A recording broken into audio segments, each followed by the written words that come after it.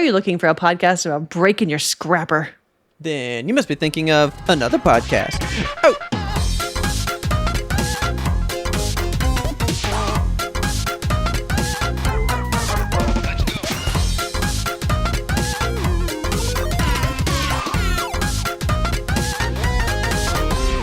Good evening, Kelsey. Good evening, Robert.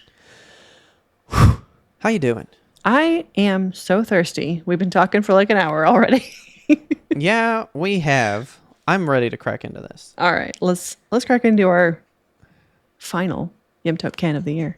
I know. Do it. Do it.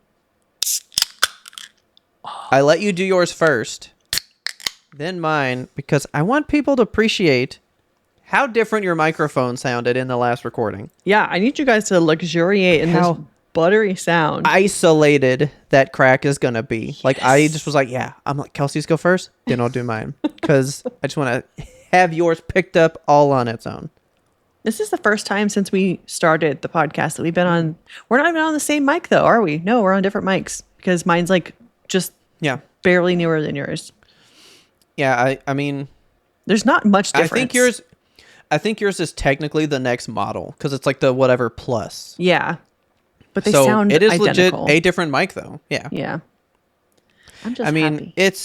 Yours is longer. It is. Than mine. It's more I will tell you this though. I am really jealous of your fucking boom arm though. I look at that green shirt just staring at me all the time and I'm like, oh, I like that. That looks sponsored, baby.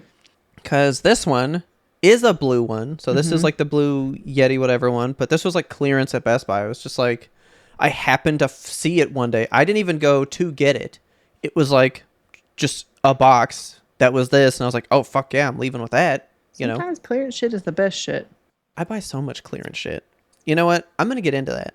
But not yet. Okay. Not yet. But I am going to bring up some clearance stuff here for you.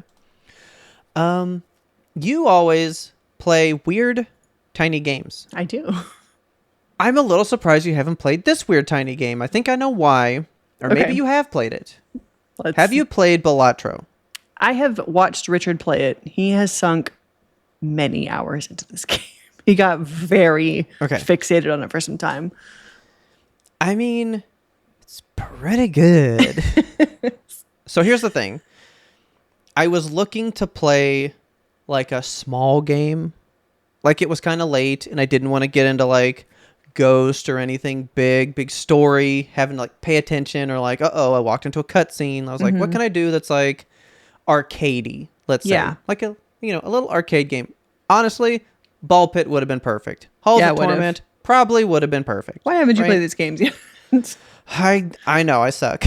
Because I haven't even fucking bought them yet. I just dropped one of my earbuds. Oh no, you better find it. Make sure it didn't stop your recording too. No, we're good. Okay, good. So, I know, I gotta buy them. But, I was playing Balatro and I was like, well, I've always heard about it. And it was like up for Game of the Year and shit. Yeah, I don't think it won. I don't think so. But it was good. Really love Balatro. Yeah, so I was like, all right, that sounds small enough. It sounds like something...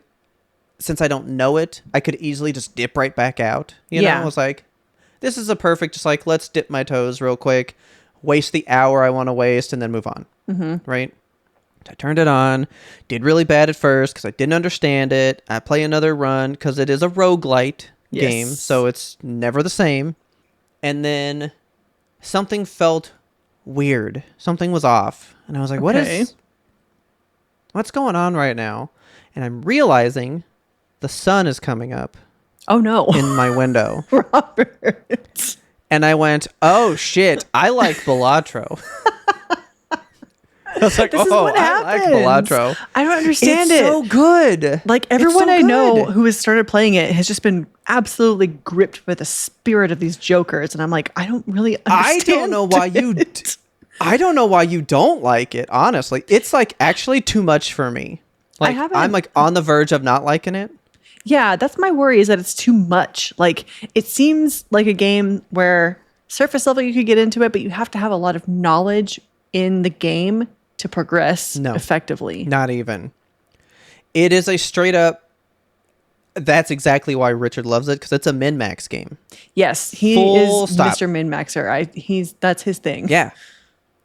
So, with every roguelite, you get lucky at some point, and then you go, you know what? That strategy paid off. That's just where I live now. Yeah. You know? But it's really not as complicated as you think. It's more just like reading the rules of that Joker and going like, but am I going to do that? Yeah. You know? So like, I've tried out a couple different ones, but it's always whatever you find. So I've still yet to complete a full run. Okay. Like I've gotten to like, I last night got to the last fucking hand that I had to beat, and I came up short like 10,000 points because I just got fucking shit. I got horrible cards. And in that one, it was like every card you've played in like the last hand doesn't work this time. Yeah, that's... So I had no fucking cards. It was the worst. I think that is why I don't really gravitate toward it. It's very like Blueprints in that way, where you can have the fucking all-timer run and you just don't have the fucking items at your disposal to get where you need to get. Yep. That's exactly it. And so, you know what? Somebody just asked me about Blueprints the other day, Oh, too. really? They went like, hey, you ever played Blueprints? Oh, you're not gonna get mad at me because you don't know this as much. But apparently with Taylor and Mary, it's a thing that they kind of joke about. Is every time we go out, somebody's gonna comment on my shirt that I'm wearing, and I will have a conversation with a stranger. Yeah, I mean, that's you in a nutshell. And one day we went to the gas station. I'm at Sam's just pumping gas, and this guy came around the corner. He was pumping his gas, and I don't even know how that got started, but he basically was talking about the new Superman movie, and I was like, yeah, I saw it. And he was like, I want to take my kids. I was like, dude, they're going to love this. And then I had a full-blown conversation with this guy. That's the podcaster inside of you. I hear Mary and Taylor in the car going like, there he goes again. So someone will always comment on my shirt, and I'll have a conversation somewhere, right? I used to, as a kid, get mad at my mom because every time we go to the grocery store, she's just like making best friends in every single aisle. And I'm like, God damn it, Mom. My mom would do that too. And I'm like, get the Teddy Grahams and go. Oh, it's such a mom skill to have. And like now, as I'm older, I see like what a world it would be if we were all like that. You know, we should all strive to be like our mothers in that respect. Yeah. So I was at Sam's pumping gas. Uh-huh. And sometimes they'll have like an attendant that walks around and just like helps out or whatever. Mm-hmm. And so the guy like walked over and he was like, you good here? You need anything? And I was like, no, man, I got it. And he was like, what's your shirt say? And I was like, oh, so I pulled it down, and it was our failed sponsorship one. It was the I Lived 1,000 Lives, that video game shirt. Yeah. And he goes, you play games? You play games and stuff? And I was like, yeah, I'm like playing Ghost of Yote right now. I don't really know what that is. I'm more of an Xbox guy, but like, well, wait then. So you play Blueprints? And I was like, I've heard it's wild and you need like notes and stuff. And he was like, yeah, dude, that was like too much. I don't want to get into that. You know what you need to get into? PUBG. PUBG's where it's at. Okay. And I went, I kind of thought that had died. And he goes, oh no, buddy, it's back, man. Xbox, PC, that's the place to be. Only thing that is topping it, probably Fortnite. But Fortnite's stupid. You got to be playing PUBG. And I was like, I won't. Thank you, sir. Goodbye. And then PUBG he just walked will always off. have shooters in these streets. End of the night. It was daylight, but he just walked off, and, that was it. So had a random conversation, and someone just randomly asked me about Blueprints, and I was like, what the fuck? That's so funny. Where did that come from? I mean, like, it's known. And I was like, well, I only know it because my friend just told me about it. Yeah. But anyway, Balato's fucking great. And I played maybe an hour of it before we came in here. Got off work. I'm glad you're enjoying it. I can get in a couple runs. I'm just playing some Balatro. But the only reason I played it, by the way, was because I spent money. On what? Being a brand boy, as they call it. I got one of these things. Oh my God. I cannot believe you got this. So this is the PlayStation Portal, which if you have listened to YMBToAP, we don't like this thing. No, why did you get it? We have made so much fun of this thing. Oh my God. Because it's stupid, right? It's so ugly and nasty. Nasty. And then it got an update the other day that I was like, I don't know. Would that be so bad? So I was looking for one open box. Okay. Right? And I was really on a big like because like I buy open box shit all the time. I don't have any. I'm not above that. When I built the computer for us to podcast the first time, both of my monitors were open box. This is right here. Like I just said, this is open box. So I was like, all right, where can I get one of these? And then I was like, well, if I'm going to do that, because the idea was the PlayStation isn't here. And I'd have to come into the office to play Ghost or play anything. And there's only these office chairs and it's really not fun. It's like, but what if I just want to be in bed? Like I got to only play the Switch or I can do the Steam Deck or something. But what if I want to play Ghost? What if I want to play God of War or something, right? Yeah. So I was like, well, this thing could work, but they just didn't update. And this did not do this before. So remember everyone, the PlayStation Portal was solely a $200 Wii U gamepad.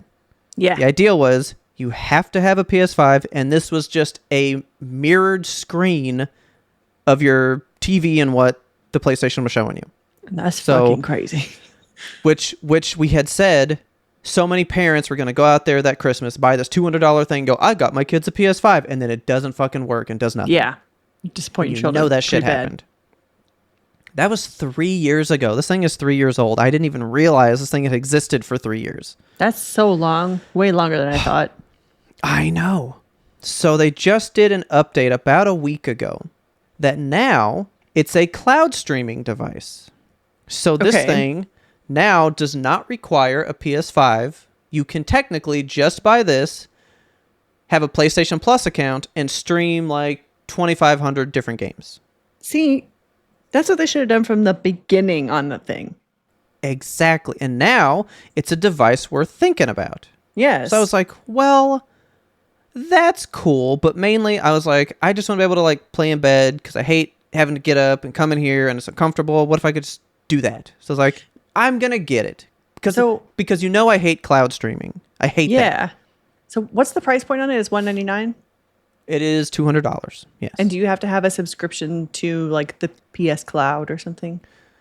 You have to have at least the extra tier. No, wait. To stream games, you have to have PlayStation Premium. So that's $180 a year. Whoa.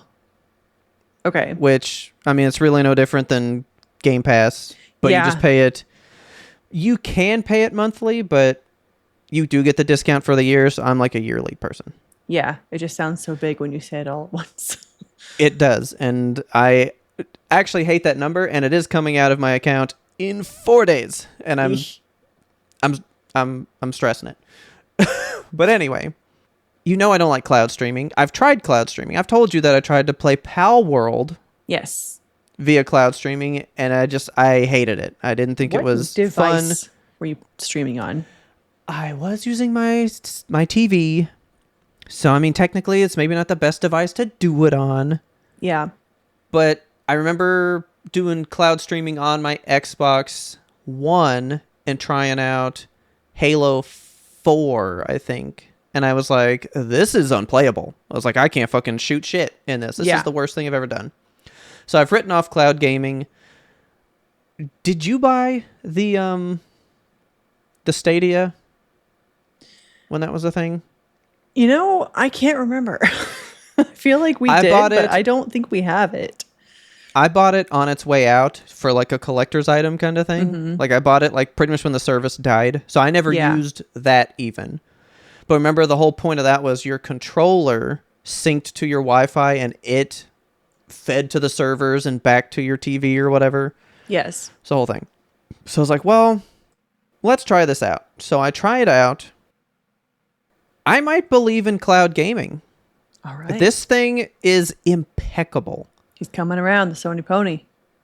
Now, I will agree. Well, more cloud gaming, because, I mean, if anyone can do cloud streaming and it feel as responsive as this thing has felt, maybe I'm changed on that technology, because I've always thought that technology is just never going to pan out.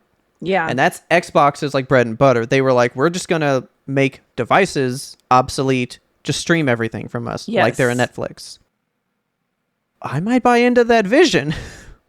I mean, I'm sad that they won't have a console, but I've been bought into that shit. It's pretty good. Like, I feel like when it first came out, yes, it was clunky, but they've really made improvements to it. And I do think that it should be the future of gaming.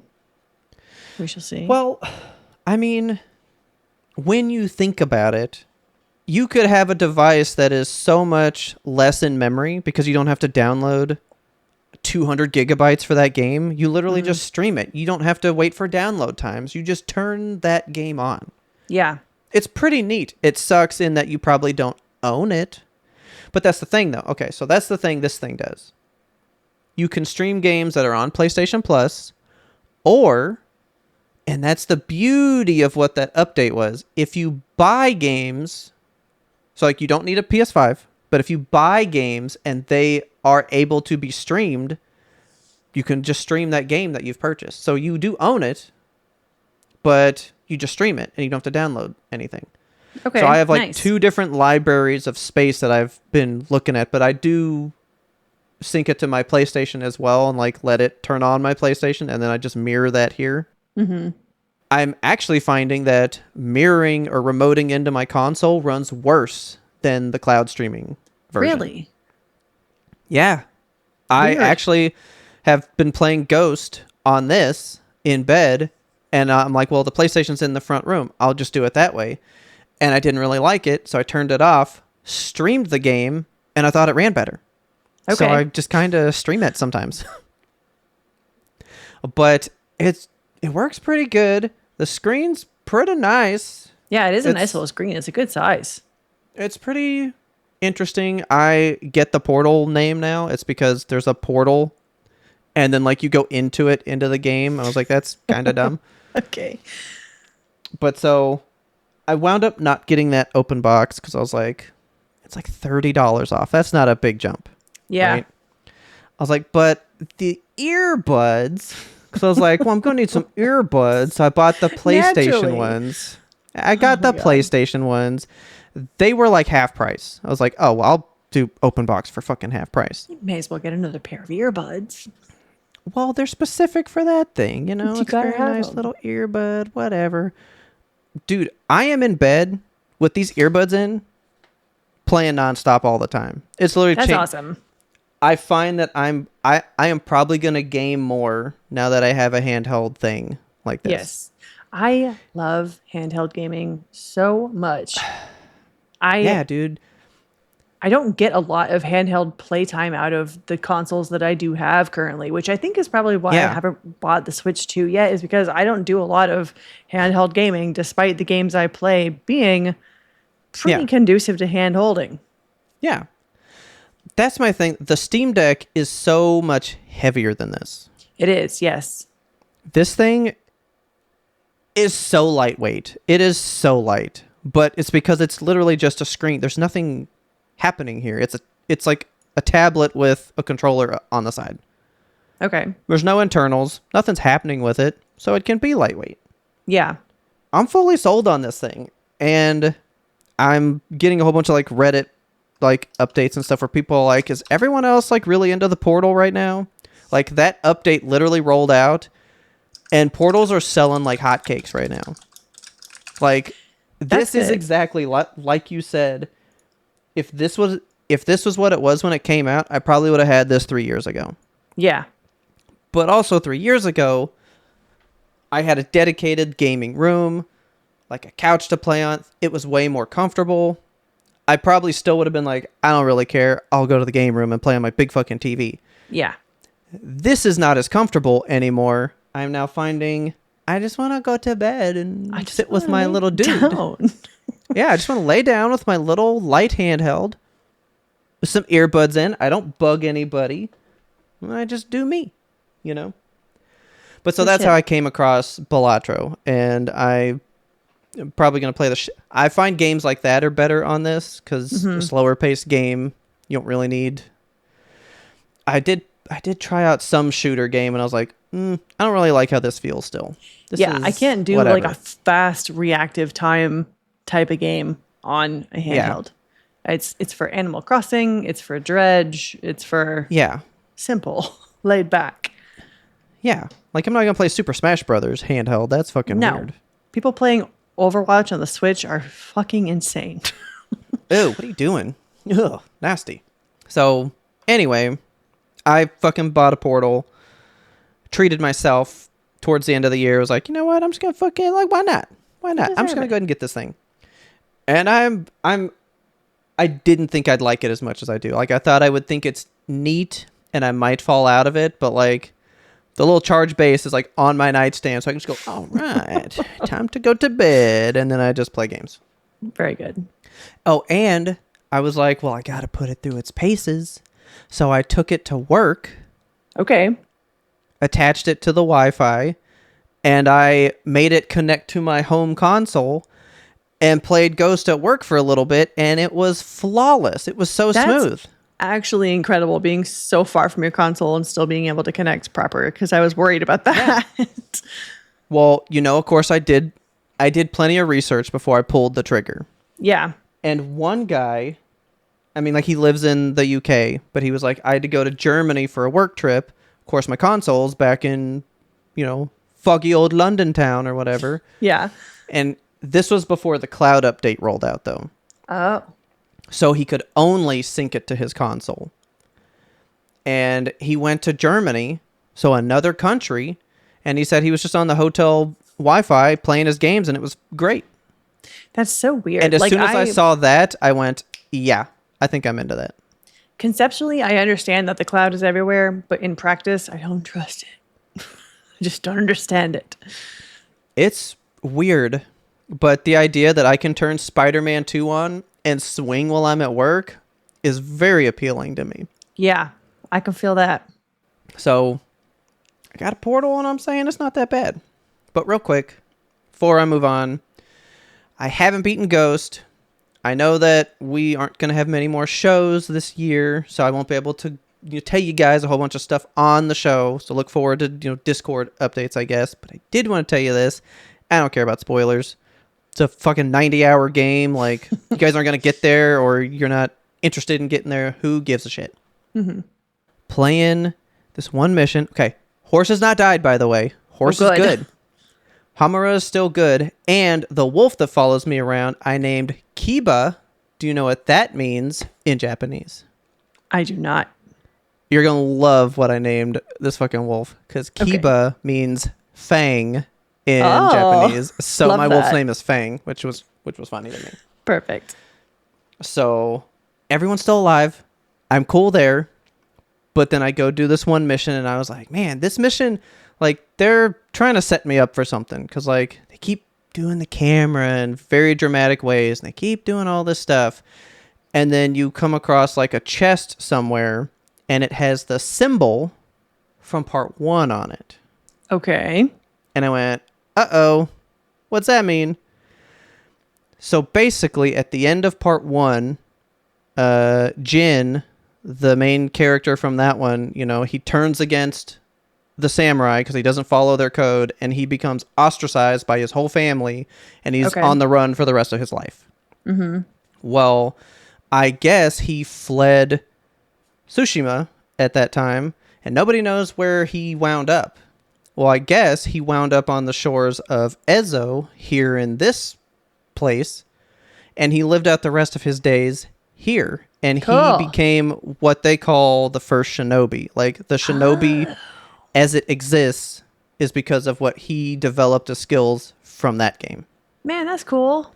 So you find his house, and when you walk in there, it's the same white flower opening field from the first game. Cool. And she runs her hands like through the grass like he did in the beginning. And I was like, what the fuck is that? Is this really Jin's house? And you go into his house and you get to see the remnants of this man's life. I thought you were going to say his horse. You do, actually. No. I took a picture. I'll send it to you. Oh my God. I did take a picture of this for you. No, but like the idea, like, can you imagine? Because we're always about our human stuff. Oh yeah.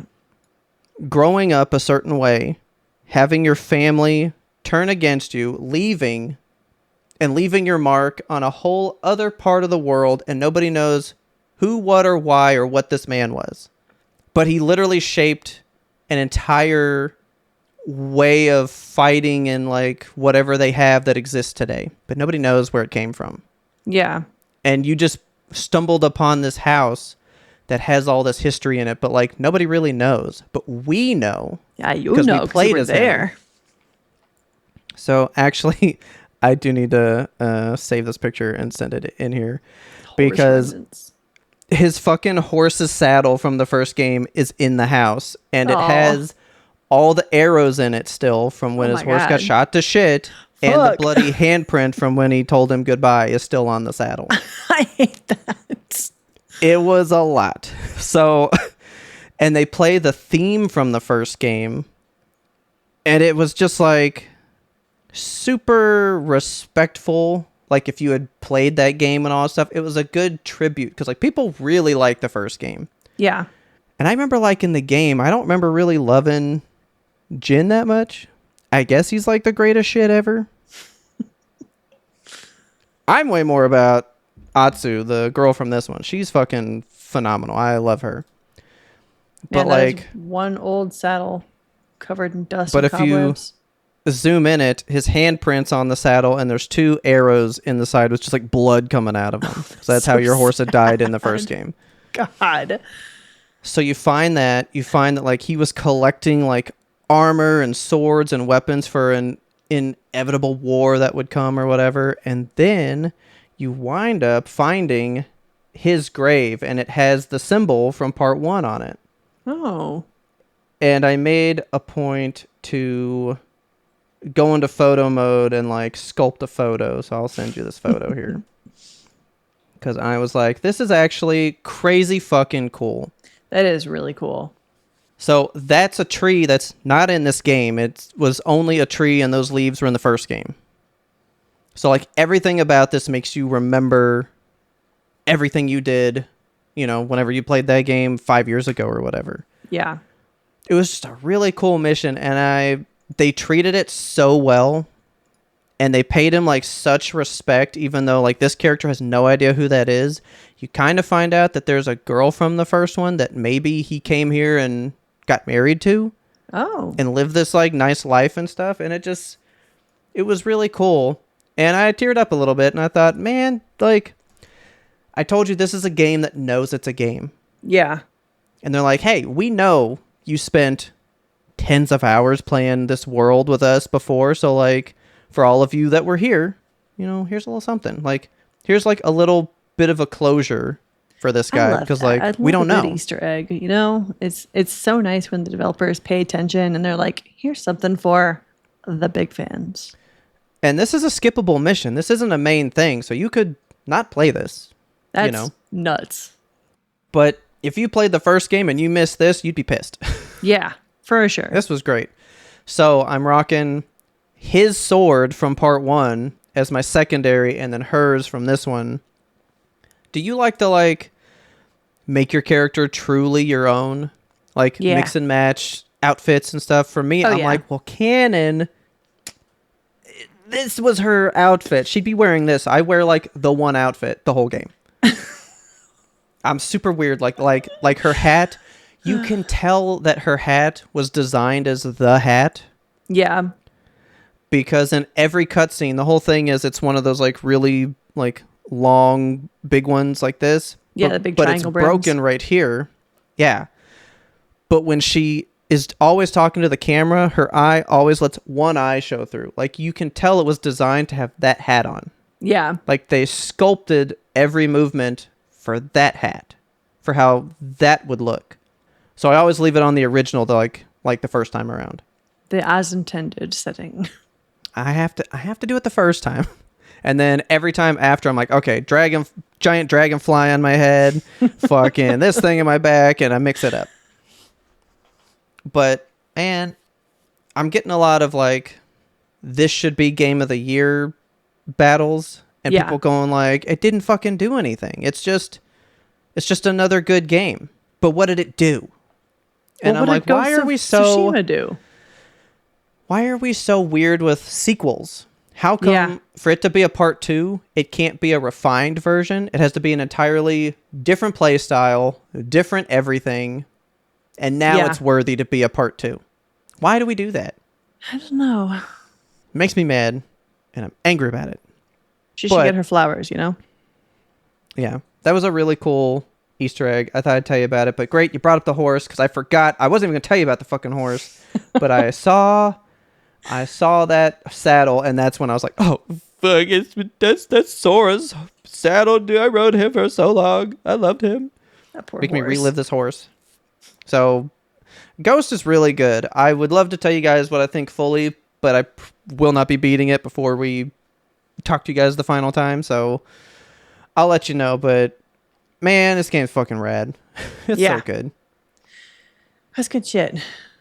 Well, in the world of gaming, there was some major news that popped out today, 11/13. So by the time you're hearing this, you know all about it. I didn't even know.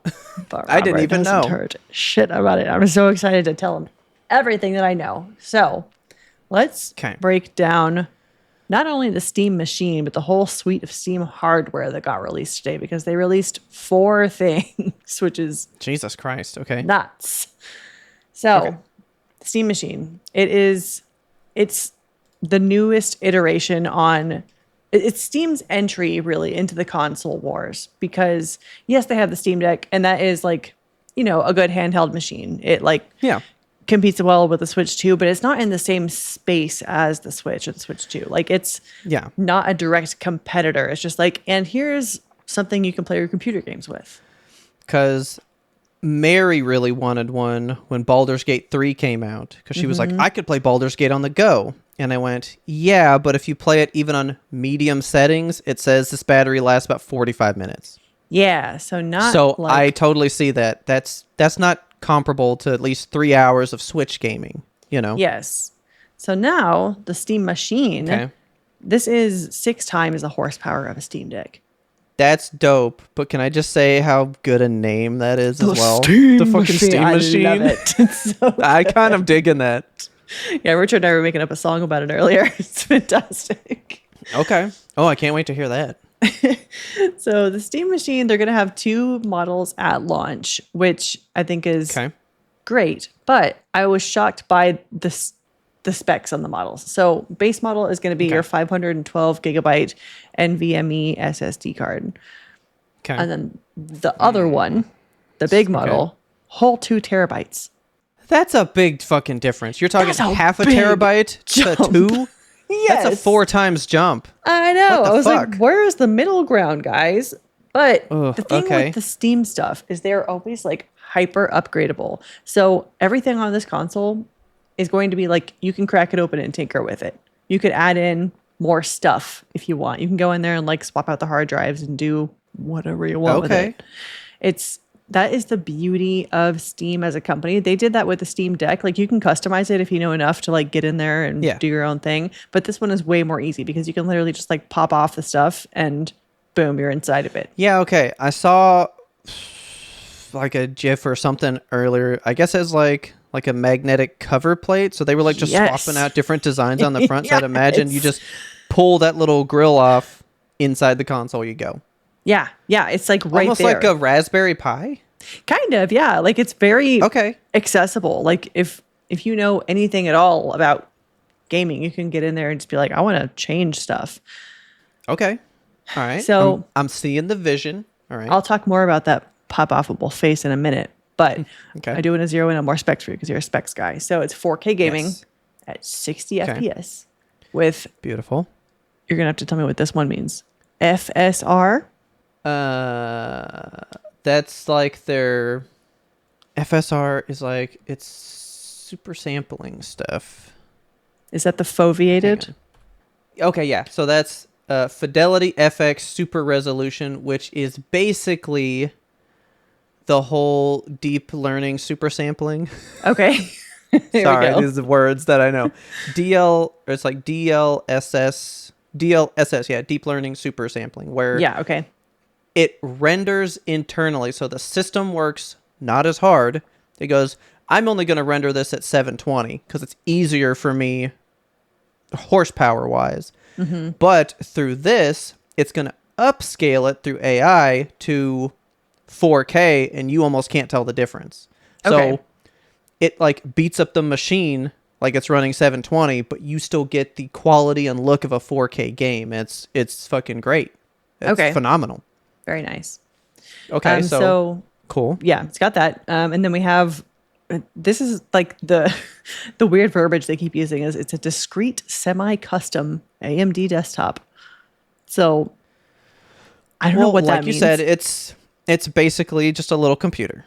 Yeah, that's what it is. It's a small computer. Yeah. And it is, so it's got its own like custom CPU and GPU. The next bit is going to be your favorite part. It has a high-speed micro SD slot in it. Yeah. Yeah. So you can just like, your storage is infinitely expandable. Oh. Yeah, and the whole thing I kind of bought the Steam Deck for, that's what I use to, what do you fucking call it? Emulate games, and they all were on an SD card, so I could play Mega Man X. Fuck yeah, you can. From the SD card, put like RetroArch on there and shit. I love the fact that Steam is just like, we're here for gaming. Like, we're not going to put any barriers between you and what you want this thing to do. Beautiful. It's gorgeous. And I mean, you can play any game for your Steam library on it. It is a computer. So like in all of the, what do you call it? The advertisements and stuff. It's someone like physically using it at a desk as a computer. Like they got a mouse and a keyboard. They're there playing on a monitor. Like you can do that. Or you can use their new god-awful Steam controller that they just released. Okay. Now, I have seen that because ugly. Oh my jokes God. were flying around yesterday about how it was like an AI concept controller. And then you posted about it today, and I went, oh, it's real? Ew. It's disgusting. It's so thick. The 2 touchpads are what grossed me out. Yes, and they're right where your thumbs are going to be. Like, your thumbs are going to go on the thumbsticks. If your thumbs, like mine, are sausagey, then they're going to be coming into contact with those touchpads. Have Vienna thumbs. I got thick German thumbs, and I feel like that's a title right there, man. I feel like if I'm touching the thumbsticks at all, I'm going to be accidentally brushing up against the touchpad. So I really hope there's a setting on there and you can just be like, I'm going to turn off the touchpad because I don't want that right now. Oh, okay. I'm like looking at it. Share me your screen. Oh, bro, I don't fucking like that. It's a lot. Okay. It's awful. I don't know like how many layers here's the of thing. Research they put this through, and it's so gross. Here's the thing. So, all right, I'm holding the Portal, right? Uh-huh. Okay, maybe not. I really thought like the balls of my is that what the middle joint is? Would you call it like the ball of your thumb? The joint. Yeah. I kind of thought maybe that would rest on the thumbs, the like touchpad accidentally while I was using the stick, but I actually kind of hold my thumbs pretty high. Maybe I wouldn't be like this and like fall down on top of it like I thought I would. I have no idea how I hold a controller. I don't have one with me in here, but strangely it's enough. Hideously ugly. It's so deep. Oh, well, they are sunken down too. Can you see right here? It's sunk down. I guess you have to like intentionally go to touch them, but it's just like, it's so ugly. Honestly, that's my least favorite thing about the Steam Deck is the little touchpad thing. It really grosses me out, and I don't use it. No. I do love that this controller has buttons on the back of it. Like, that's gorgeous to me. I love back paddles. Is it this one? No, what is that? Okay, good. Yeah, okay, that's Some kind something of else. concept. What do I type in? Because I typed in Steam controller. What would I Try fucking Steam controller say? 2026. Because they did actually say, okay, so one other thing that I'm happy about with this is, yeah, there's the back buttons. They announced all this stuff today, solid. and they're like, guess what? It's shipping in Q1 2026. So there's not going to be like a long ass wait for no reason. Because I don't know. I mean, you really don't use controllers a lot. I think I have one in here. I'm not going to go get it. But point is, most people like paddles. So it's like weird little sticks back there. I like this. Where it's a button. Yeah, because we have one of those like Xbox super heavy customizable metal controllers. That's the one I was going to get out, and I hate the paddles on that shit. The paddles on that thing, I'm always like fidgeting with them. I stick my fingers underneath them and pop them out. I'm like, I like falling out. I like flick them all the time while I'm playing. We've lost one of them because I do that. I hate paddles. They're bad, but this one, they're actual like physical buttons on the back of your controller that you can like naturally press where their fingers are going to lay. Yeah. So check this out. The Switch 2 Pro controller has back buttons, right? Oh, really? Hang on. Yeah, it came with back buttons. And look, they're buttons in the fucking hand grip. And I don't use them. I don't use them, but I love that they are buttons. I love buttons, man. Buttons are nice. You know? Paddles are gross. Okay, the controller's not... I can't say that. It's actually pretty ugly. I don't fucking like it. I really don't like it. I just really don't. It kind of reminds me of the PS3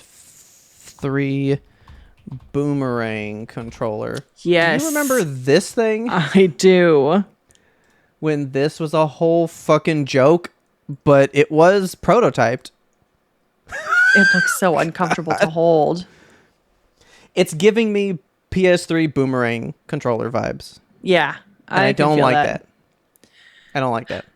So to go along with your Steam controller, they have what they're calling a Steam Puck, which I'm a little confused at how these work, to be honest, but they look pretty interesting. So it's a little like magnetic puck that you use to charge your controller, but it also pairs your controller to your Steam Deck, but you don't have to stay plugged in to pair it. So yeah, it's got those three little like gold receivers on the back. So it just like pops on like you're charging a Fitbit, you know?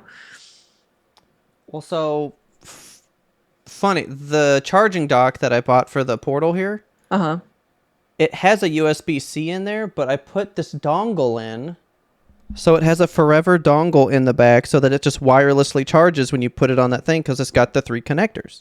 That's nice. So that's what I was looking at with those, being like, oh, so you can just like set it down on something to charge it, and you just confirm that for me. Yes. Okay. So the puck charges the controller. I love that. It pairs your controller to your console, and you can have up to 4 controllers that pair to your console per puck, and you can have up to 4 pucks per Steam machine. So you can have 16 players on the same console. So the puck is almost like a Hue bridge for the lights, because like your Hue light bulbs, there's a central device that's the bridge, and it's what drives it all. And I just learned that you need to have 2 bridges sometimes when you have too many devices. Okay. Yeah. Okay. So I think the puck is pretty cool. I think that it's a nice little piece of hardware, and I'd like to see where they go with it, because this is the first iteration on it. Yes, there it is. And it's got like Bluetooth or USB capabilities too with the controller, so you don't have to puck in. I'm just looking at people holding this controller now. I know. I keep looking at people holding it, trying to think if it looks comfortable.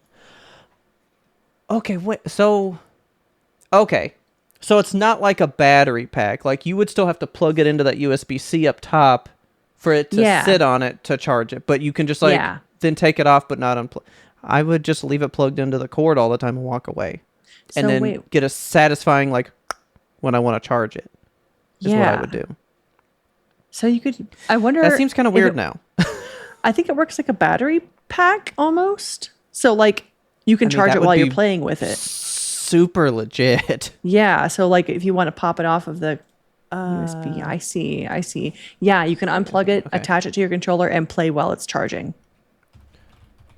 Does the Steam Puck charge the controller? I really want to know that, because if so it says it can charge it magnetically, but does it? I don't think it's a little battery pack, but it should be. No, I think it is. That would just be great. I don't understand how the puck works from 5 hours ago. Here we go. I fucking gotta know. I gotta know. Okay. Is it a wireless dongle? Okay, so now this guy says it's a charging and linking puck. Blah, blah, blah. Understand the interview. It's an antenna. It's basically just the signal thing, so it's not a battery pack. But it does charge when it's plugged into this cord. But if you were to unplug the cord and just have it plugged in like we were looking at here. So it's just like magnetically attached for no reason. Yeah, you can just walk around with it still attached. Okay, that's weird. Why would I do that? Yeah. I want, because if that was like a little if that was a little mini battery pack, that'd be cool. That gave me like, I don't know, 2 more hours of charge. 2 hours is even plenty for me. Yeah. That would be, I mean, this is already sounding good, but that would just push it over the fucking edge right there. Okay, but I'm still on board. Okay. So yes, go back to my notes now. So blah, blah, blah, blah, blah. You can do whatever peripherals, monitors, whatever you fucking want on this thing. It's got 1 USB-C port. It's got 4 USB-A ports. There's no big ass power brick because the power supply is built right into the console, which is fantastic. There was a guy that took one apart on YouTube earlier, and he was like, no, this is built so super smart, because you know how some consoles like the fucking PS5, they're built with like, this thing is right on top of the thing that gets hot and it's going to drip and break over time. Or like, there was one Sega console that was committed a fucking foul sin because like everything was all together and hot, and that was the Xbox 360, because it would warp the motherboard, thus creating the red rings of death. Precisely. So it's not going to do that shit. But Valve is super. That. I mean, they are like engineers, these guys. Like, yeah, they know. Yeah, they got it. Okay. All right. Okay, sorry. So back to this shit. It is 1 gigabit Ethernet, which is fantastic. It's got DisplayPort 1.4. I don't know what that is, but I feel like something that might excite you. Yes. It's got HDMI 2.0. DisplayPort is the best cable you can use for computer monitors. Okay, there you go. So it's the best for your computer. It doesn't work on TVs, but it's got a good... It's a 2.0 HDMI, though? Yes. If it was 2.1... No. Yeah, we kind of want 2.1. But all right, 2.0 is still good. That's still fine. So little ding on it there. They have not. Well, it's only guaranteeing 4K 60, and 2.1 is for 4K 120. So really, we're not achieving that. Why put in a thing that you're never going to utilize its full capability? So that's fine. Yeah, that works. Okay. They have not talked about pricing yet, and I don't blame them, because tariffs. It's also in flux. Nobody really knows what's real right now, so it's hard to put a concrete price. Remember, Switch 2 just came out in June, and they said, there's the first wave that got here for release month, but they were wondering if when the tariffs rolled in, would like me who bought it day one, would I technically get it for cheaper, because everyone that buys it for Christmas would pay a higher price because the tariffs were going to raise it.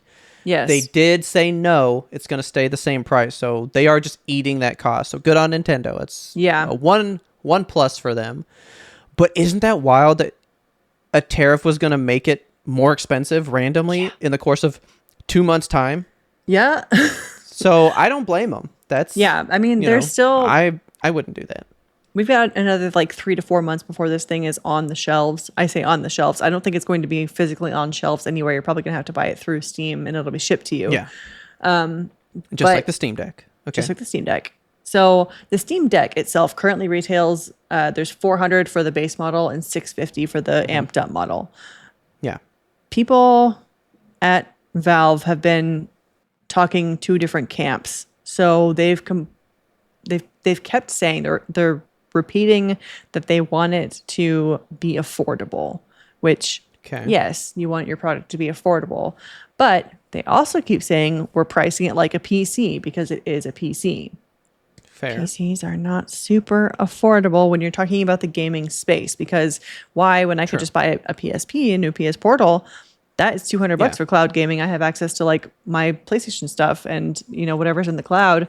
That's a simple fix right there. This one is not going to be. I'm going to go out on a limb and I'm going to say that if they're pricing it like a PC, I expect this console to be $999 out the gate. Just like, boom, this is going to be a thou.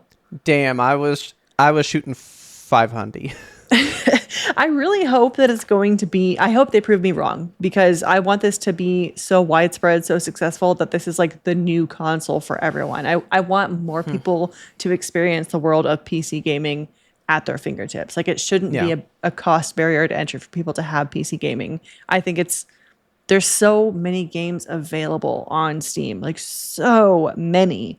And I was talking with our Discord too earlier. So I'm thinking they're pricing it like a PC, and they also have to consider the fact that like Steam, Valve, they're not making like a console exclusive game that's going to drop with this, that's going to generate sales for the console as well. Yeah. They have to put that cost up front in the actual hardware itself. So it's not like, you know. But at the same time, they could literally well, that's what every console does. They always lose money up front. Yeah. But they have their massive sales. They make so much money just off of Steam as a not platform, but just as a space. Yeah. They could fucking lose on this console every time, and they'll recoup it a billionfold over you buying 99-cent games every summer sale and all that shit. Yes, and they have so many sales. I'm like, how do you guys stay profitable when everything you sell is like 95% off half the time? But I was trying to research and figure out how much does Steam make off of game sales, and I can't find anything current. I found 2018 numbers. So the 2018 numbers, Valve takes 30% from all game and DLC sales from the Steam store, and they take 15% from all sales on the Steam community market. That is the most up-to-date information I can find, and that's 7 years old. I don't even know what the community market is, so. I think that's when, like, when you play Steam games, you can earn, like, trading cards, and they just kind of, like, automatically go into your inventory. It's kind of a lottery thing. Like, oh, you've been playing Baldur's Gate for 6 hours. Here's a card. Maybe it's going to be the lizard guy. I'm so ready to throw this in there for you and Desi right here.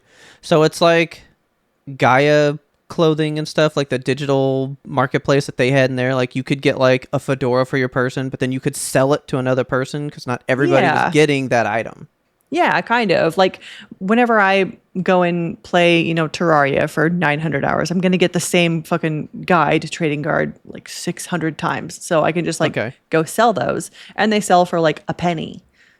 Because, you know, there's some people out there that are collecting. I'm not going to sell my digital good for more than market price, and market price is generally cents. So Steam is making like itty bitty little numbers off of those sales. Okay. So that is, I think that the price is going to be heavier than people are expecting it to be. I don't know if I'm just saying that to like dampen my own expectations. But like, the Switch 2 is 4K 60. Actually, it's 4K 120. Yeah. And it was only 500. Yeah. And it has an NVMe. Granted, it's like, I think it's super negligible. It's like 32 gigabytes. I mean, something so astronomically small, who cares? So like, I think 2 terabytes is pretty hefty. Like a 2 terabyte solid state drive in this thing. With that being the top price point, maybe that will be the $1,000 one, and then the 512, that'll be down in like the 600 range. I mean, But honestly, because the NVMe storage is so expandable and you can crack it open and put your own shit in there, get the small one because you're going Yeah, to be why able to wouldn't you? upgrade this thing. Always get Yeah. the small one. That's what I did with the Steam Deck. You can buy the small thing. You can add Gorilla Glass to it to make it extra special. Like there's ways you can go about any kind Yeah. of Steam hardware product to make it better, and you don't have to pay the high ticket price. I'm thinking 5 to 6 for sure. And that's, I would hope. I would hope too. We'll see what the price shakes out with the tariffs coming through or not coming through or being Supreme Courted. I don't fucking know. That stuff changes hour to hour here in the United States of America. So it is whatever it is whenever they price it. But Okay.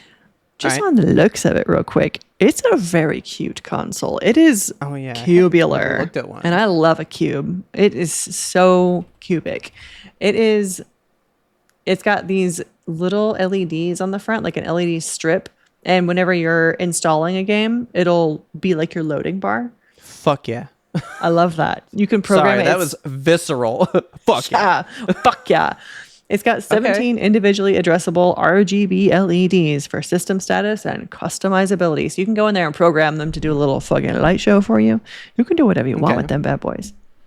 That's The custom fun. faces is what excites me to my bones. I knew it. Okay. Oh, I'm so into the custom faces. There is already a company called D-Brand, and they've done a custom. I love D-Brand, dude. Okay, you're not fucking ready for this. They are doing a companion cube version of this because why would you not? That is like so on the nose. I love I want that. it so bad. I need it day one. It's so At least cute. that's just plates, so that shouldn't be like anything wild. No fucking idea how much they're going to like, charge for it. D-Brand was the one that got sued by PlayStation because they were the first one to make the black plates because PlayStations are white. And you know I fucking hate that. Oh, yeah. So they made the black plates. PlayStation sued them. So they basically cut the fins off the top and said, well, now it's not the same design. Try to sue us now. And their website was like literally like poking at them being like, try to sue us. We're going to sell so many of these. Fuck off. I really like D-Brand. And they have really good stuff. And that's who I bought, I think some of the stickers that I have inside mine from. So they're great. Yeah. They are doing fucking, such a good job with this too. That's fucking, it's like raised. Hopefully it's raised. I think it is. Yeah, That's it looks phenomenal. like a companion cube. Like it's fully textured and everything. And I also am seeing dots on the heart. I wonder, I hope that's lights. I really, really hope that's lights. That's like your best friend right there. I know. I will cry if I get this. Like it's over for me. I don't even care if you really want anything you have to say about it. I just want you to have this because it would mean a lot to you to have a fucking companion cube one. Yeah, it would. I want this for you so bad. Oh, I'm sorry. I'm a sucker for wood grain, and there's like a wood grain front, and I'm eating that shit up. Cool. I love it. Like they have so many just like nice little faces on there, and it looks like it's so easy to just like pop and put a new one on. Yeah, it's just like 4 magnets right here. Yeah, and I feel like you can just go ahead and paint your own too, because I mean it's just going to be a piece of metal, get some spray paint, go to town. Yeah, yeah. You can fucking the simple 3D print magnetic stuff. connection, just 3D print it. Yeah, why not? Yes, I'm so excited for this. I can't wait to see more news about it. I'm just ready for all the stuff. But I talked about 4 different things. So they have the controller, the puck, they have the actual Steam machine, and then they have a brand new VR headset that they're coming out with, and it is called the Steam Frame. So this one, honestly, dude, simple naming and it just works. I like that too. I think that they're doing a great job with the branding and the marketing for these. I think that they look really good, and it looks comfortable to wear. Like it doesn't look really big and heavy in the front like most VR systems are. They don't have it's so like there's no like wires, tight looking. Yeah, look at it. Yeah, it looks like it really fits well on the head. It has a counterweight in the back. There's no like strap that goes over the top of your head to like give you a headache. That's what that is. Okay. Yeah, we have like the first iteration on Steam VR, See? and it's pretty good. Like I don't have many complaints about it. See, didn't we just say this in the last show? Like, when you have money, you can figure out the stuff. Like, you can figure this out and make it work. And they spent the money and they figured it out, and it's working. Did. So I love this feature. Do you know what foveated streaming is? I've heard of it. I think it's where like it streams like, so like your whole image is like all the different lines, but foveated is like they refresh every other line, so it like reduces the stress of how quick it has to come in, so it helps it like do the work easier horsepower wise, but you still get the good stuff. Something like that. That's essentially it. But with this one, they are doing it where it's optimizing the detail where your eyes are looking at the time. So, you know, I just heard something about that the other day, and I know that it wasn't from this because this just got announced today. And I just heard about that technology not too long ago, and it sounded super interesting, but I haven't read about it. Okay. It's really cool. So like it's a behind the scenes type of thing that's happening inside the system. They have a low latency eye tracking data that they're taking. And so they're put in like the best quality pixels where you're looking. So the rest of it, like we're not going to waste energy, you know, rendering all the stuff at the periphery of your vision, because like you're not going to see that so sharp. We want you to see what you're looking at. That's phenomenal. I think that's so cool. That's really cool. Guess the fuck what? It's got the same expandable storage as the Steam machines. You can pop a micro SD into your headset for more storage. You can put games right on your fucking headset. Your headset is a computer, by the way. You don't have to have any kind of Steam periphery to go with it. Like, you can put games directly so I don't need a Steam on. machine for this. No, this is just a separate standalone accessory. Like, this is a thing that you can have and just like play games on it. I need like a third job. I don't even know that I'm going to use all of it, but I fucking want all of it. I'll tell you that right now. No, it just looks really like lean and good. That's what I was about to say. All this looks polished. Yes, polished. Like they have been thinking about it, working on it, you know? There's no fucking wires. There's no setup. You just put it on and you start playing. I love this. And I even see it's got the cameras. You can do the see-through, which was new not too long ago, so that you don't have to take it off to have a conversation with your significant other or go make mac and cheese or something. That's great. I love this. I'm so excited about it. I really hope that, like... I'm going to have to watch this conference later, though. Yeah, the conference was great. There's like a little 6-minute video that just kind of hits the high notes, and it's perfect. I'll send it over to you. Okay. But yeah, I mean, it's just a really solid announcement. Like, I'm really happy that this is happening. And I dearly hope, I think it would be so good for the market if like a new fresh face came in and started competing with Xbox and PlayStation. Well, they're not going to compete with Xbox no more. Xbox is, doing whatever they're doing. Yeah. But PlayStation does, and I've said this, and I'll say it again, they are getting very monopoly-ish in how they do some things right now. Mm-hmm. So this is the competition that we need. This is great. Yeah. This is phenomenal. I love this. I don't know that, like, it's going to change where I play. I'll still probably play here because that's where Ghost is. I can't buy a Steam machine and play Ghost. I can't buy it and play God of War. I can play God of War. They did come to PC, so that's cool and all. I don't know that it would become my gaming place, but it would have its purpose, and I would go there, Yeah. I mean, honestly, I'm a bit more about the fucking VR thing than anything. Honestly, that is fucking really cool. It is really cool. I think that if you're going to get a VR headset, this one, I hope that they price it right. I think that they're going to because they want to be a competitor here. Yeah. All right, Steam, you got 3-4 months to fucking rock our socks. Yeah. I'm into it so far, though. I hope they announce pricing by Christmas. They have to, right? Like, I mean, they may not. I mean, the Switch 2 didn't do it till like a month out. So Yeah. We'll see. They got about 6 weeks to figure their shit out, so. All right. Well, I'm into it. I love this. Good shit, Valve. But honestly, though, one small thing I'll say. Okay.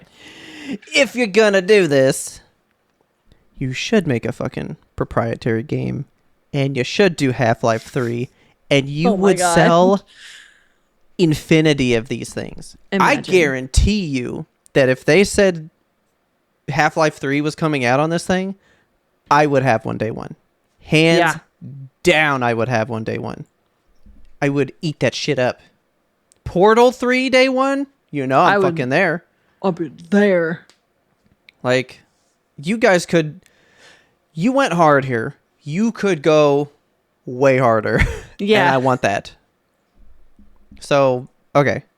This is a lot to take in. Let's take a little break. Yes. Let's relax a little bit. Okay. Welcome to Severed, a podcast suite that offers a rotation of content centered around true crime to paranormal cases. Severed True Crime covers high to low profile true crime cases like the Westfield Watcher, The Staircase, The Keepers, and other binge-worthy favorites on Netflix. Severed Paranormal peers into the corner-moon windows of the Amityville Horror House, the Conjuring House, and other mysterious cases, locations, and urban legends. I'm Harry Chambers. And I'm Drew Hudson. We want you along for this investigative and haunting roundup. Scare you soon. Have you seen Begonia? Okay. I have not. Robert. So here's the thing. I saw Poor Things. Uh-huh.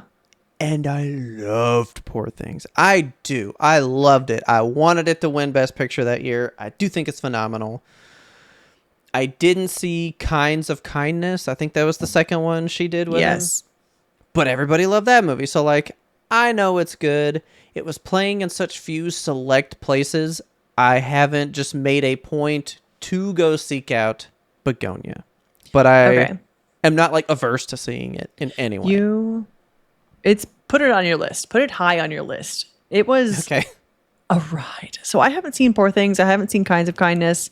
I don't know anything about this director, Yorgos Lanthimos. I don't know what to call this guy because I know that that's how it's said, but it's... How many syllables is this shit? That's a pre-ramble joke for you guys. But... Yeah, I mean, that's his name. It's wild. I don't even call him anything. I go, yeah, the Poor Things guy. Yeah, well, Yorgos. He's just playing with Emma Stone. He's just playing with Emma Stone like one of his little paper dolls, and he's putting her in all sorts of situations. Yeah. And guess what? She's like, fucking do that because you'll just get me another Oscar. Why not? Yeah. I loved her performance in this movie. She has like matured so much as an actress. There was I go to Alamo Drafthouse, and before every single movie at Alamo Drafthouse, they do like a little thing about the movie or about an actor or about whatever. And this one was like, it was called Emma Stone Can Dance. It's just like, it was like a 20-minute montage of every time Emma Stone has ever danced on camera, like from the beginning of her career up to the fucking Kinds of Kindness breakdown that she does in the parking lot. That's the only thing I know about that movie, honestly. Same. And I don't feel like I need to know more about it. I love it when you can kind of grow up watching an actress because like Easy A, Pocket Full of Sunshine, that's like the quintessential Emma Stone scene for me. Or like when she's in fucking Superbad, like those are Emma Stone moments that I always like remember when I think about her. I don't think about La La Land. I don't think about Poor Things. Yeah. But now I'm going to think about Begonia because like, I think this is another career defining role for her. Like it was compelling. And fucking Jesse Plemons too. I cannot discount him as a leading man. Because, first of all, it's Jesse fucking Plemons. Yeah. The dude is amazing. He's the master creep. Like he is so creepy, and he plays a haunted, spooky guy so well that like I buy into whatever he's selling. You know, I believe him wholeheartedly, and I believe in that character. Like he has a way of becoming the character on the screen, and I can't picture him outside in his normal life, just like smiling and drinking a Diet Coke or whatever. Like I can't. No, he is forever the Black Mirror spaceship guy for me, forever. Yes. Yeah. He's not a normal guy in my mind. And every single time I see him in a creepy role, I'm like, yeah, there he is doing his thing.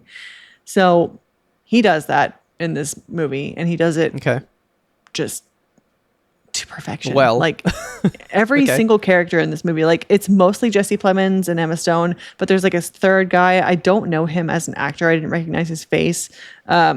I think he must be new, but he also does like a really good job just kind of playing Jesse's henchman, like the guy that he's his cousin, he's his younger cousin. And he's like, I believe in you and I believe in your cause and I'm going to go along with whatever you say. I'll give you a brief overview of the plot. So Jesse Plemons, his character's mom was like on some experimental medication for a corporation and ended up like in a coma because of it. And so he blames the CEO of that company, who was Emma Stone, and he's gonna kidnap her. And you kind of think that he's just doing it like because he wants to get revenge and the whole medication CEO thing. But no, he thinks that she is an alien. Like an alien from outer space. And he has this whole like theory that he tells you about, and like it's all real tinfoil hat shit. And those two stories are like interwoven so cleanly and they mirror each other so well that the final product is like just a masterclass in storytelling. And the whole time, like it's one of those movies where you're like, I know where this is going. And then you fucking don't. And then you really don't. And then you really, really don't. And it just keeps, you buckle in and it just keeps like taking you by the hips and throwing you all around the place. So go into this movie with an open mind and an open heart, and you were going to have the best time of your life. And the costumes at the end of the movie, I'm not going to do any kind of spoilers, but the fucking costumes, I want the costume designer to win an Oscar for what they did. And the set design, the ending like 10 minutes of the movie is just like gorgeous. It's beautiful and it's cinematic. It's like, it had me in tears. Like it's just a wonderful story, and it brings it all to a very beautiful point. And now I'm like, maybe I do need to see more shit by this director. I mean, that's how I felt in Poor Things. Like, I know that there's wieners in Poor Things, but it is a very good movie. Poor Things is entirely about the woman experience, finding out that you are greater than what the world holds for you, and all that shit. Poor Things was just fucking... You know that I like something when I'm watching it, in case you guys don't know, and you can't see me, so perfect. But every time, like, I'm at the movie theater, but, like, I'm into something, his finger always goes right here, and I'm, like, stroking my mustache, like, right here. I'm, like, really thinking about it. It's all in the stash. I was doing this during Poor Things, and Adrian Taylor thought I was like mad and like hated it. like they didn't think I liked it because of what it was about. And I was like, you kidding me? That was like one of the best movies I've seen in my life. This was phenomenal. It was so good. Yeah, I was like eating it up, man. Dude. Oh God. I know you talked it up so much. I've seen it once. I don't know that I'd watch it again, because you know how like there's like really good movies, but they're not the most fun ride. Yeah. You know, like it's not a fun ride, but like when it's done, you're like, God, that was a good ride though. Yeah. You know? So, well, you know what? Maybe, you know, let's throw an idea out there for next year YMBToAP. What if we do a Yorgos Lanthimos thing and we do some Poor Things? We'll finally both see Kinds of Kindness. Yeah. And we talk about some Begonia. Why don't we hit... I don't want to do all his movies, though, because his first one with Emma Stone, I really hate that movie. Oh, which one was that? It's called The Favorite. You may know about The Favorite. Do you remember that one when it came out? It did. For things. I don't know. I didn't like that movie. I didn't like anything about that movie. But I also don't really like period piece stuff too much. Yeah. About aristocrats and stuff. I'm not really into like dukes and queens and that kind of shit. I don't really jive with that very much. And Very that's what this movie's Aristocats. about. I mean, we can just do the full suite. I guess I should watch it again because it was also nominated for Best Picture. Like, every time he makes a movie, it's up for Best Picture. Yeah. Oh, and he did The Lobster. And everyone He did The fucking loves that Lobster? movie. And he did Dogtooth, and everybody fucking loves Dogtooth. Like, I've not heard of that he one. makes movies. My sister has told me so many times to watch The Lobster. I really need to watch that one. Well, guess what? I haven't seen that one either. We should just do a whole So- suite and a whole year of Yorgos. The Year of Yorgos. You know what? I'm into that. Why don't we do that? He's actually got a lot of movies. The Killing of a Sacred Deer, I do remember that title. Yeah. It's like, he's been making movies. Like, he makes around. movies, man. Like, big movies. Every time he makes something, it is, like, huge for the world. Yeah. Maybe we need to pay this dude some more dues. Give him some props. Oh, I'm not sharing my screen. You can't see. I'm, like, pulling up all the movies. Like, yeah, you see them. You don't see them. So, okay. Maybe we need to think about this. Okay, here. Because it's so beautiful, is it theater worthy? Like, is it theater, like, you should go to a theater? You really need to go check it out. Big old screen. You know what? It was filmed in, I believe, 3:4. Okay. So if that interests Oh, you. like TV style? Like Yeah. old school TVs? Square Yeah. picture? And I don't know if it's like that the whole way through, but I remember when it started, I was like, this is 3:4. What? What? Begonia aspect ratio. What? Let me see. Yeah, it's in 3:2. Actually, Wow.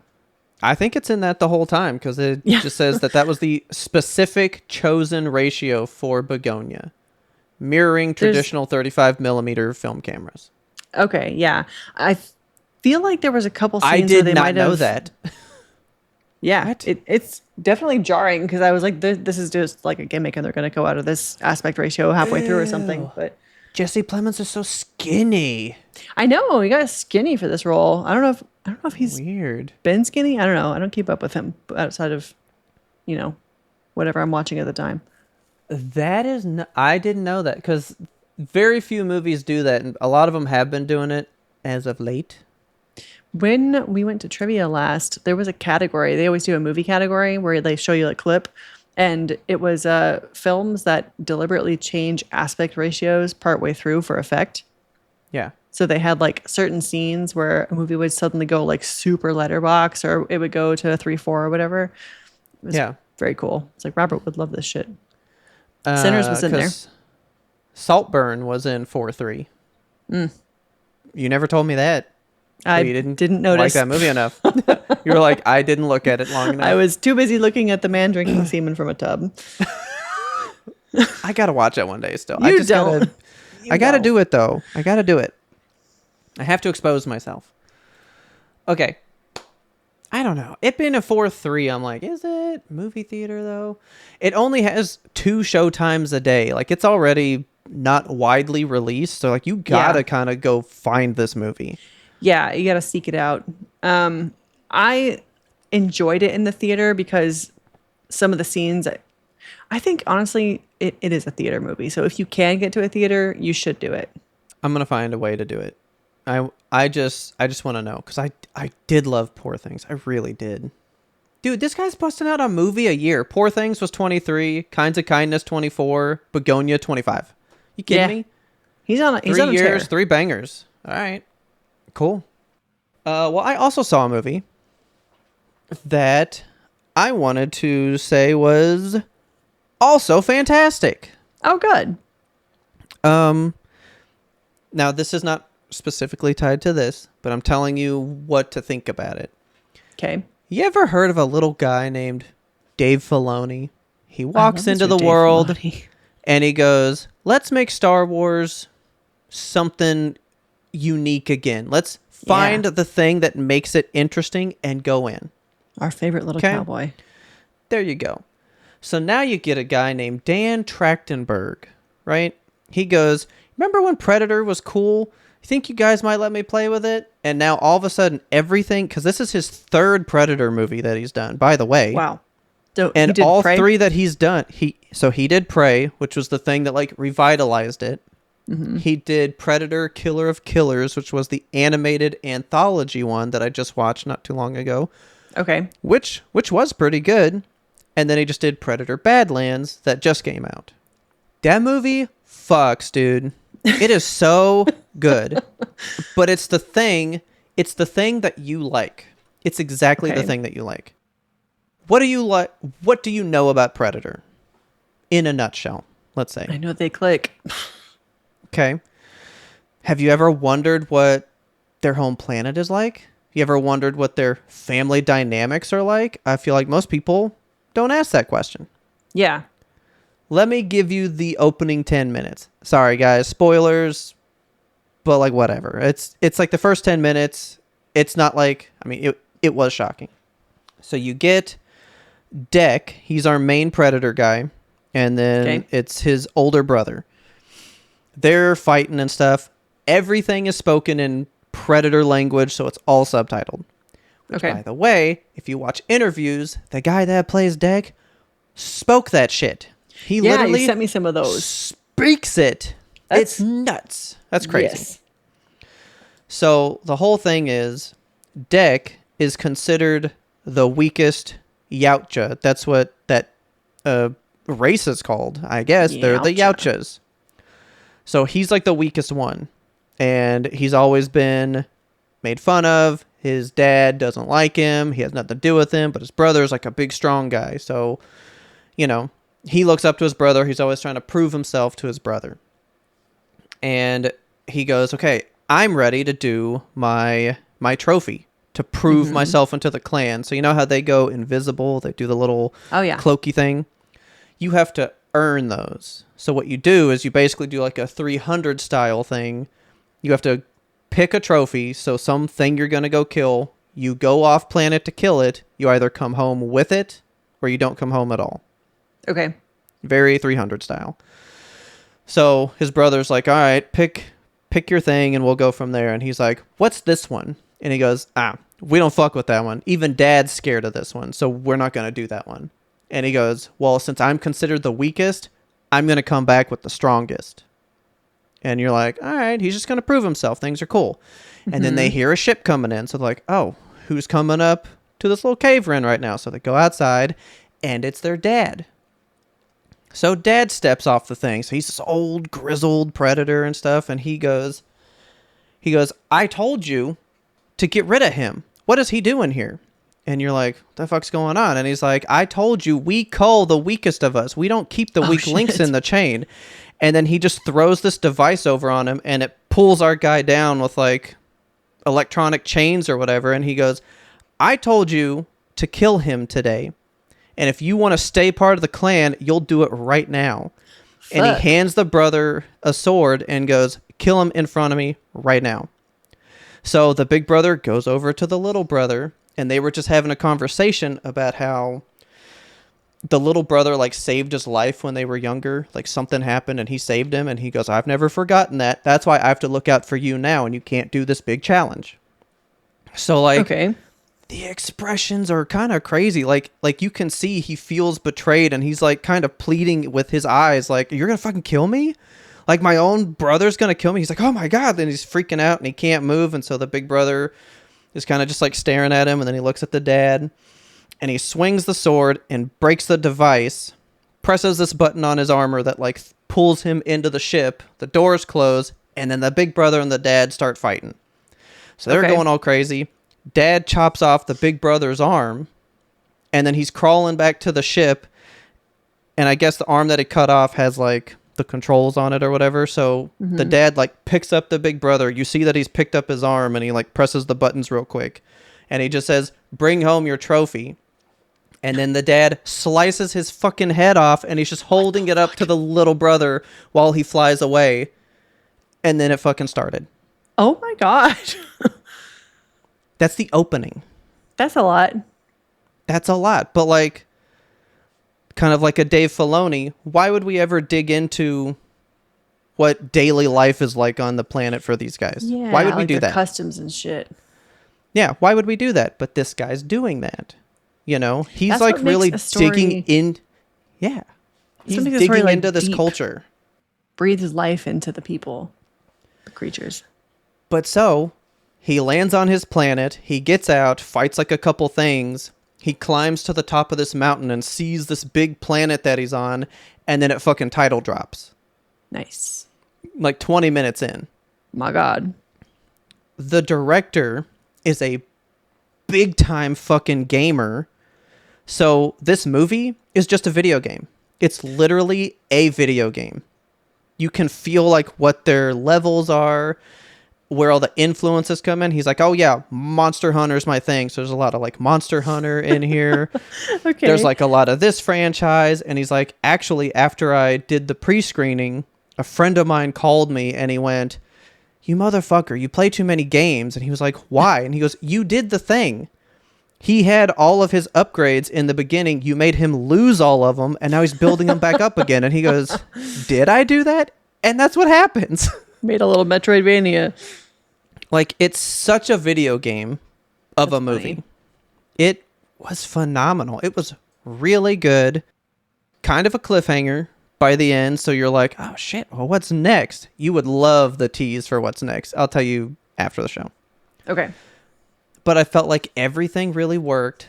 What I wanted to play for you, which I thought was probably the coolest thing, because I've never thought about it. The opening is this big tracking shot of the ship just going across the desert planet that is their home, right? And it is playing this song, and it feels like it's probably just like music from them. Like, this is probably what Predator music is on that planet. But I can't wait to do this because this was in the theater, so the bass was so immense and heavy. This in headphones is probably going to rock my socks. So I'm playing it now. Imagine just a ship going across the desert, and this is playing. Oh, yeah. It's like a static shot, and it's just slowly moving from left to right. Nothing's moving, just the ship way in the distance. It just sets this stage. It sets this mood. Yeah, I like this. And I was into that shit. That's good shit. I was like, he even like made music for their culture. Like, he feels like Predator's Dave Filoni. Yeah, you gotta get a creator who is a super fan of the product. Oh, yeah. Once you do that, like, your fandom will revive. Yeah. And I even felt, because I was in there with a lot of older men that probably more like the Arnold 80s movie, right? Mm-hmm. And I have a feeling. You ever sit in a movie and you can just feel the vibe? Like, you go, oh, none of this is landing. Nobody's liking this. It's not because they're actively just going, ooh, I hate this. But, like, the room just feels cold. Nothing feels like it's landing. I felt like none of this was landing. Because this Predator... Well, yeah, because it was all these older white dudes that just wanted action. But he is, like, redeeming himself for his brother's sacrifice to prove his worth to his father, and learns empathy over the way. Like there's probably too many feelings in this movie for your average action movie old school guy. These goddamn Democrats and their empathy. I haven't seen any reviews calling this woke, but I guarantee there's reviews calling this woke. Oh my God. And I just call it fucking rad. There's grass in this one section, so he can't even fucking walk through it. And at the end of the movie, he makes like knives and like a whole set of like gauntlets out of the like fucking grass that he's just like slicing people to shit with. The ending is phenomenal. Way more heartfelt than it should be. The opening was heartfelt. I was like, I'm really fucked up about this guy and his brother. I don't even know these two guys. And I fucking was really mad at that dad, though. it just was surprisingly fucking really good. I thought it was going to be like, okay, but it was really good. And I have even told Taylor, was like, you don't like this guy. She's never liked a single one of these. She cares nothing about this. Yeah. She even wants to see it now. And I was like, I think you would love this. Elle Fanning fucking super crushes it. She's great. I love her. She does 2 roles because she's a robot. So there's 2 of her. So she's playing them both. Won't you love it when the same person's on screen, but you can tell which character they're supposed to be because they have a good way of playing them so different. Mm-hmm. She's on screen with herself, and I'm like, I know which one's which. Yeah. So easy. And then they do a whole like sister story arc thing, so like it can pull on like sister heartstrings for people. There's a lot happening, and it's only like an hour 40. That's not bad. Like it's in and out, but it felt like a really good long adventure. And I guess that's just because he made it so video gamey. Yeah, that's good though. I'm glad that it's always nice to see a franchise that you love really come into its own with like a new person at the reins. I love what this guy's doing with it. I can't wait for him to do more. Like this movie, because like Prey I thought was okay. Mm-hmm. Killer Killers I thought was pretty good.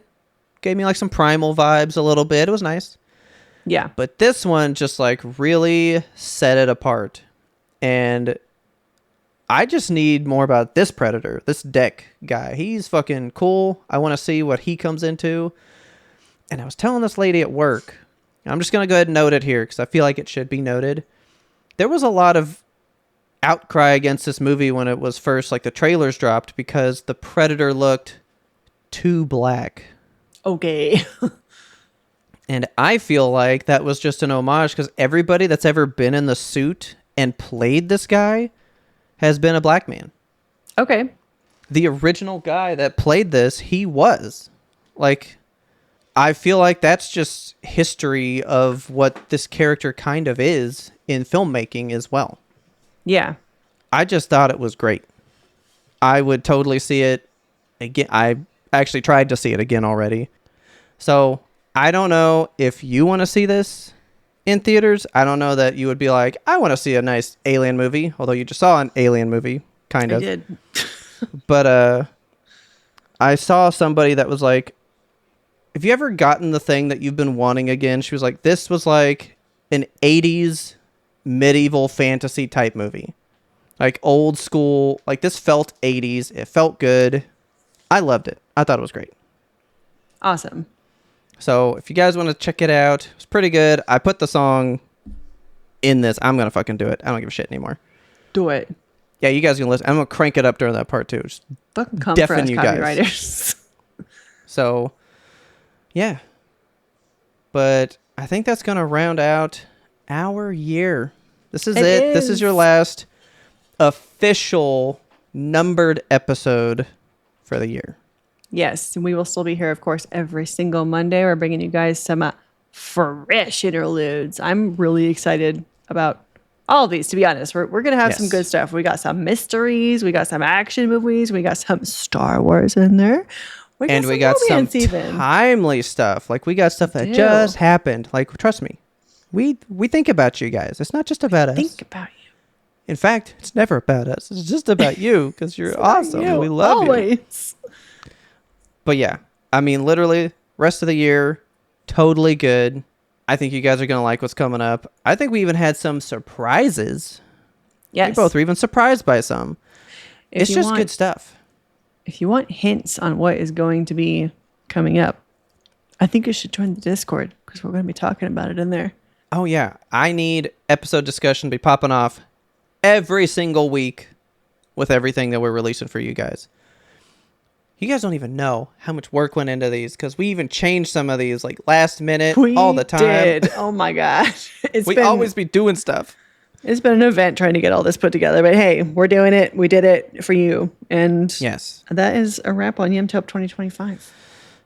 That sure is. So with that, you ready to take our well-earned hibernation we do at the end of every year? I am. We hibernate, we molt, come out new. like phoenixes from the ashes. If you loved this episode, please tell a friend about us. Please tell a friend about us, because word of mouth is the only way we get the good YMBToAP into new ears. That is your assignment for the end of 2025. I want to see you tell a friend. I want you to put it on their phone without them knowing, sneak into their belongings, hide little cans in there. I don't know. Do some goblin shit. Get YMBToAP out there. We release weekly every single Monday. It has been something like 46 Mondays in this year so far, and we've been here for each and every one of them. We brought you Monster Mondays this year. Can you believe that shit? Oh my God. Half of this year was Monster Mondays. I kind of miss it. If you want to talk to us, if you want to let us know what we should be doing for next year, because we are going to be diving into another long form show. We want to hear your thoughts, your opinions. If you want to let us know what you think about it, you can catch us again over on that Discord. We're also going to be putting hints each week to our next interlude in the Discord, so you can like watch ahead of time, get ready, get stoked. Are we going get pumped. back to emoji hints? I think we should. It's been some time. Oh shit. Okay. I love emoji hint games. We're going to be dropping emojis. You're going to guess what the emojis mean. It's like breadcrumbs leading to a beautiful loaf of sourdough. The link to the Discord lives in the show notes forever and always. Please click it. Please join. And for everyone that's already there and everyone who listened at all this year, even if it was just a couple of seconds, you're like, oops, I downloaded this stupid fucking podcast. I'm going to listen to 2 seconds of it and then delete it forever. We don't care. You gave us the download. You gave us the listen. It's nice. I love you for it. Thank you, especially to our longtime listeners who have been here since April of 2019. Because what the fuck are you still doing here? I love you so much. We appreciate each and every one of you down to your very dust of your bones, and I can't say it enough. We appreciate you. Yes. And for the final time this year, our theme song is The Grim Reaper Blows the Horn by Faraj. Literally the best. Go check him out. Show him all the love in the time that we're off. Please check him out on YouTube. And as always, thanks for listening, and tune in next year. Not really. Tune in next time to get the answer to that burning question. What are we gonna do in 2026?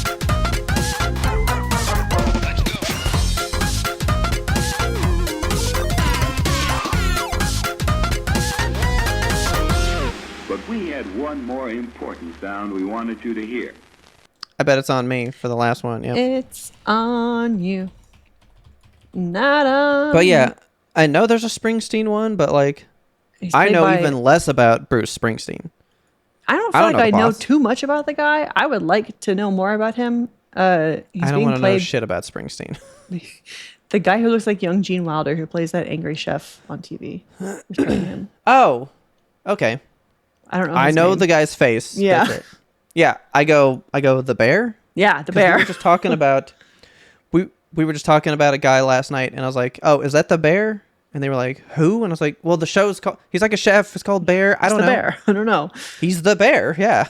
I kind of want to watch that show. I don't know shit about it. I mean, it's supposed to be great. That's the only reason I know what it is. What? Yeah. That was so new. I thought so too. And I was talking to my friends the other night, and they were like, yeah, seasons like 1, 2, and 3 are pretty good. Season 4 is kind of bad, but season 5 is on right now. I'm like, how many fucking years have gone by? How many things can he cook? Yeah. Without all that hair in him.